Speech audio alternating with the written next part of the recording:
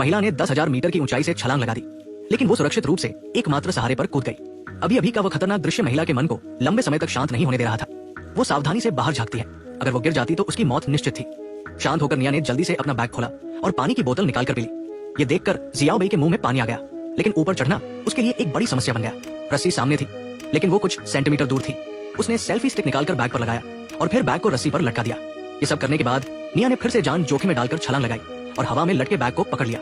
अगर वो थोड़ी सी भी चूक जाती तो उसकी मौत हो जाती। सौभाग्य से उसके पास मजबूत शारीरिक क्षमता थी और वो बैग को मजबूती से पकड़ने में सफल रही। जियाओ बेई ने देखा और पूरी ताकत से खींचना शुरू कर दिया। निया भी रुके बिना ऊपर चढ़ने लगी, लेकिन जब वो टावर के शीर्ष के करीब पहुंची तो अचानक एक दुर्घटना हो गई। रस्सी को तनी हुई देखकर जियाओ बेई का दिल दहल गया।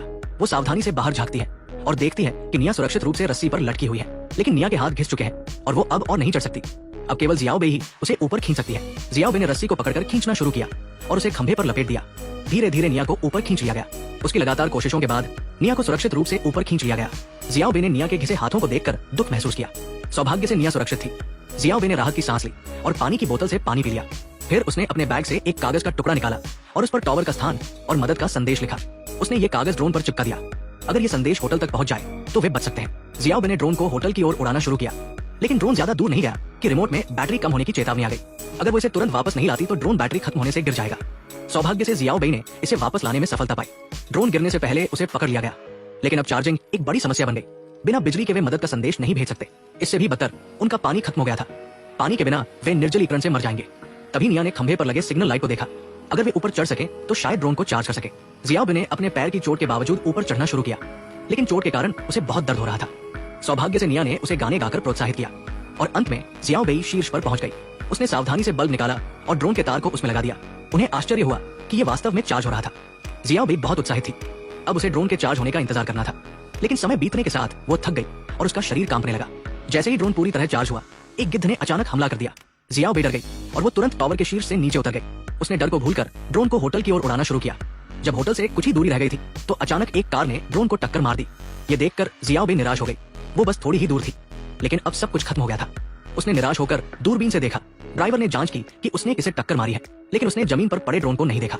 ड्राइवर के चले जाने के बाद उन्हें फिर से बचाव का मौका खो दिया। जियाओ बेई रोने लगी। अब वे वास्तव में निराशा में थे। अब उनके पास मदद के लिए कुछ भी नहीं था और उनके ऊपर गिद्ध मंडरा रहे थे जो उनकी मौत का इंतजार कर रहे थे। जियाओ बेई निर्जलीकरण से पीड़ित थी। वो निराश होकर निया की ओर देखती है और पाती है कि निया के चेहरे पर खून के निशान है। निया ने जियाओ बेई को बताया कि वो वास्तव में पहले ही मर चुकी है, लेकिन जियाओ बेई इसे स्वीकार नहीं कर पा रही है। असल में निया नीचे जाते समय गिर गई थी और उसकी मौत हो गई थी। जियाओ बेई ने निया के जाने को स्वीकार नहीं किया और मानसिक रूप से उसे अपने साथ महसूस करती रही। वास्तव में वो अकेले ही टावर के शीर्ष पर थी और निया का शरीर गिद्धों द्वारा खा लिया गया था। अब टावर पर केवल जियाओ बेई अकेली रह गई थी। वो निराश होकर खंभे के सहारे बैठ गई और मौत का इंतजार करने लगी। तभी गिद्ध उसके पास आया और उसके घाव को चोंच मारने लगा, लेकिन जियाओ बेई ने चुपके से गिद्ध को पकड़ लिया और उसे जमीन पर पटक दिया। जीवित रहने के लिए उसने गिद्ध का मांस खाया। कुछ ऊर्जा मिलने के बाद वो नीचे उतरकर निया के जूते लेने का फैसला करती है। उसने सुरक्षा रस्सी को सीढ़ी पर बांधा और धीरे धीरे नीचे उतर गई। प्लेटफॉर्म के पास पहुंचकर उसने रस्सी को खोल दिया और प्लेटफॉर्म पर कूद गई। उसने अपने फोन से मदद का संदेश भेजा, फिर निया के जूते में फोन डालकर उसे निया के शरीर में छिपा दिया।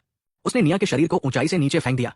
जूते और शरीर के सुरक्षा कवच के कारण फोन नहीं टूटा और संदेश सफलतापूर्वक भेज दिया गया। कुछ समय बाद उसके पिता और पुलिस मदद के लिए पहुंचे। जियाओ बेई ने रोते हुए अपने पिता से लिपट गई। जियाओ बेई सौभाग्य से बच गई, लेकिन उसकी दोस्त निया हमेशा के लिए चली गई।